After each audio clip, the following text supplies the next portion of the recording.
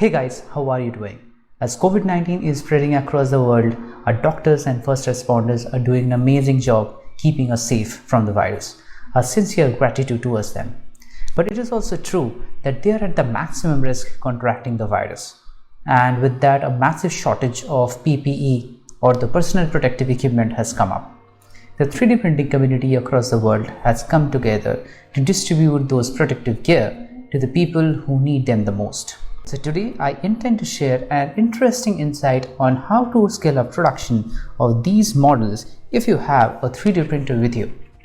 And with that, I've designed a new version of Faceshield that you can even print on a smaller print bed. Also, I want to share a little something that we can all use in our households at this time of the pandemic. We are going to see all of these in today's video. My name is Bratin. You're watching Generation 3D. See you on the other side, guys.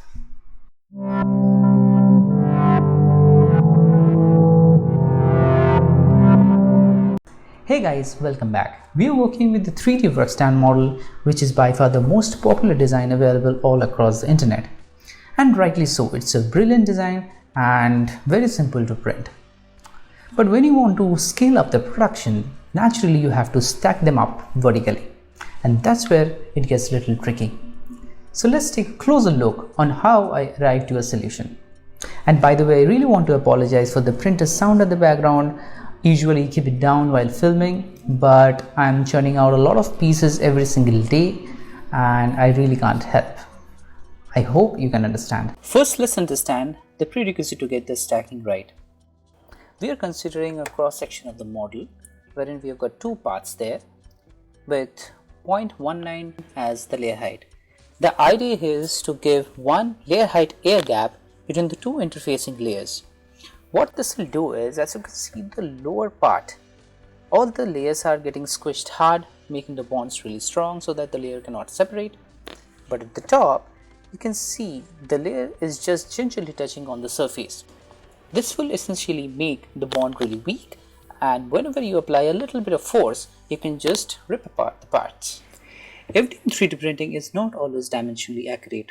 And when you get into a low volume production of these kind of models, you need to strike a nice balance between good print speed and good print quality, else you'll land up into a lot of trash. Here's the following thing that we have to consider tuning: stacking, the optimum temperature, print speed, the extrusion to get away with all the stringing issues that you may have for PETG filament, and last but not the least, bridging. Precisely, this is the reason why I created the small version of the Faceshield with which I can quickly dial in my printer. Here I'm working with Reality Ender 3 Pro and we're going to dial in the slicer settings using Simplify 3D. Alright, we're into Simplify 3D. As you can see, we have placed the model on the bed. First is we have to stack it.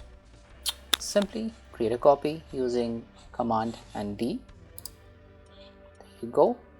Now we have to change the offset value of X and Z so that this model can sit on top of this one. As you can see, the scaling, the Z scale is nice 2 mm, so the Z offset should be 2.2 because we are considering an air gap of 0.2 mm. Got it. Next is, what's the original value of the X offset? It is 96.43. Simply change the X offset as 96.43. There you go. It's nicely sitting on top of the other model with a gap of 0.2 mm. Next, let's zip through all the settings. I ran through multiple iteration and zeroed down to these settings. Retraction distance 5.2. You know, we are using PETG filament and Ender 3 as a board and style printer, so it requires a longer distance per se. Retraction speed as 60, coasting distance as 0.40. Layer height I'm using as 0.19. I've seen it is giving a very nice quality and it is striking a nice balance with the speed as well. Perimeter shells I'm using at 1. Since it is 1, naturally the infill needs to be 100%. No additions, no support is required. Temperature is really important. You have to increment the temperature with 5 degrees just to find out the optimum temperature to print. Speed, yes, so you might think this value is little exorbitant. It is 110, but I've seen it is giving good performance without any layer separations and all, so I'll keep that. Bridging is the most vital parameter in my opinion, because it gives you one, the part quality, and also when you separate, it shouldn't fuse with the other layer too strongly. The key to it is setting the bridging multiplier to 97. It is working well with me, so I keep that. And last but not least, you can use this parameter as avoid crossing outline for travel movements. It'll basically help you reduce the stringing. Once that's done, we can now switch to the main models. Alright then, as you can see, we have nicely stacked all the face shields with the same formula, whatever we've used for the small one, and each and every shield has got a gap of, as you can see, 0.2 millimeter over here. The only different thing I'm doing here is to subdivide this entire stack into several sections. The idea here is wherever these interfacing layers are there, I want it to print with 0.19 millimeter. Rest everything can get printed with 0.30. It will just reduce the overall print time and we can optimize the process. Let me show you how. So if we go to the first process, you can see we have used the layer height as 0.30. Go to the advanced tab, I can see the first process gets stopped at the print level of 4.5 millimeter. Next one, the layer height is at 0.19, advanced. Now it is just printing the slight part from 4.5 to 6.4. And again, going to process 3, layer height is 0.30 and it starts right after that. Alright, and goes on. There is a feature in Simplify 3D variable settings wizard with which you can divide the sections basically. So there is a seek bar wherein you can see this level is going up and down. Just place this level to the desired level right at the bottom of the interfacing layer and just add a location. You hit split process, it will get the process for you. As simple as that. Alright, so let's hit prepare to print, select all. Right, there you go. So the color code yellow, it represents the bridge, as you can see over here. It's going to print on the thin air but right on the top of the lower model. The slicing is looking good. So let's fire up the printer now. Here you can see the time lapse of the stacks getting printed. The print time per piece got optimized to 1 hour based on the settings that I've just showed you, which I'll consider as a good timing.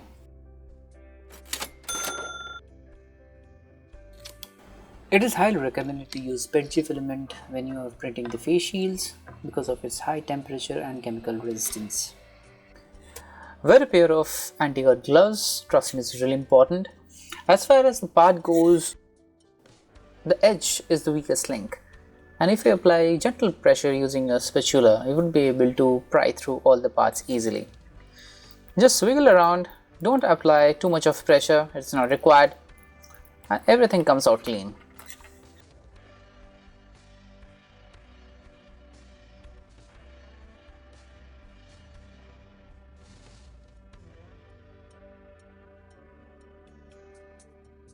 Use an X-Acto knife to get rid of any extra plastic on the edges. Knife lessons 101. Always cut away from you. And if you get some stringies, you can use heat gun, but don't blow too much, it might warp or deform the part. So let's set it up. Simply punch in 4 holes using a standard 3-hole puncher with a specified location. and simply snap the holes to the frame. As I mentioned before, it's a perfect design. It holds up to the shield really well.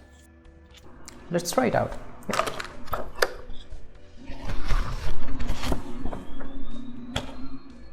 It fits well. While I was working with this model, a couple of things was running my mind. First, what if the shield gets damaged while using? Then the user might need to find another replacement of the shield with the holes in it, and it might not be available all the time. Second, what if you've got a smaller printer like the one that I've got here, FlashForge? You might not be able to print this model. So here I present a generation 3D version of a face shield. Basically, this idea was stemmed out of this model that I found in Thingiverse by the designer named Top E Design. The way the generation 3D model works is it's a two-part design, and it gets snapped on with the dovetail joints right here. And there are some tabs inside which locks that in. And the shield can easily pass through the slit and it can stay there. So let's assemble it. I made the part tolerance a little too tight just to make sure that it snaps on well and stays firm.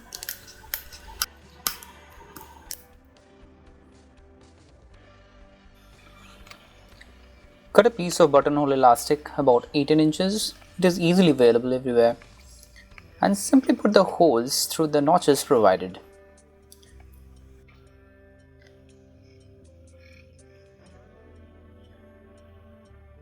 Now you can see those small tabs. That will make sure the shield stays there firmly.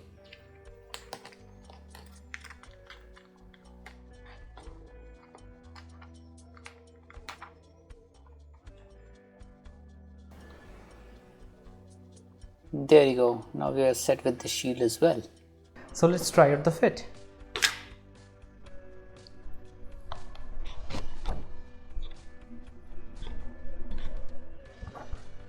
Nice. It fits nice and snug. So the last thing I want to show you is I designed a doorknob cover.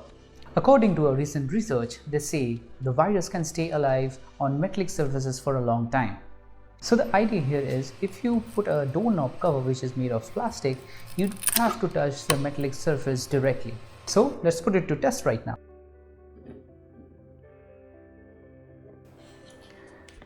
We are using the standard 10 by 24 3/4 screw and hex nuts. Just use some super glue to place the nuts in the grooves provided.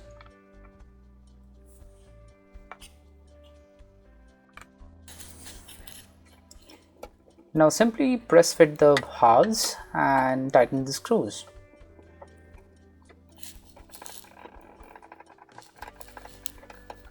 Do check out all the files and setups that I've left in the description box below, and feel free to download them.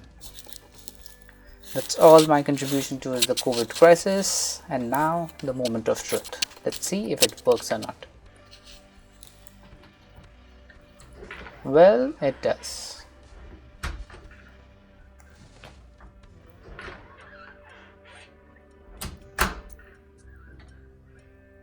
I'm working with Northeast Faceshield project, a Facebook group with over 200 volunteers. They are assembling, sanitizing all these face shields according to the guidelines given by NHS and distributing them across the northeastern region of the US. Even they have released a different way how to stack up and ramp up your production of the face shields. Unfortunately, I couldn't check that, but I had really nice reviews about it. You can check that out using that I button over here. If you find a group in your local area, you should definitely try to reach out and help in any means you can. In closing, I just want to say this, guys.